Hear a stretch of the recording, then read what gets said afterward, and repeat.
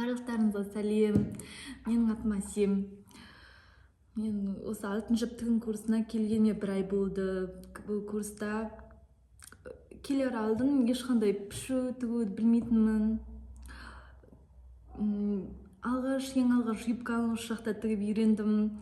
Енді қиын болғанда, қиындығы бар, бірақ эмоция бәрі керемет болды бірінші тіккен кезде. Үйренесің, апайдың техникасы, формулалар бәрі өте түсінікті, жалпақ тілмен түсіндіретін бәрі. 1 айда не үйрендің? Одан кейін көйлек тіктім, көйлек қиындау болды.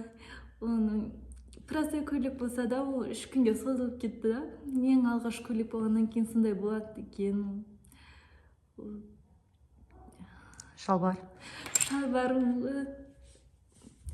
өзің қалаған фасонын таңдап тігеді екенсің. Бәрі бір ойдағыдай шықпайды бірінші кезде. Бірақ бір үйренесің. Біраз нәрсе үйрендің ба? Худиші? Худи ұнады ма?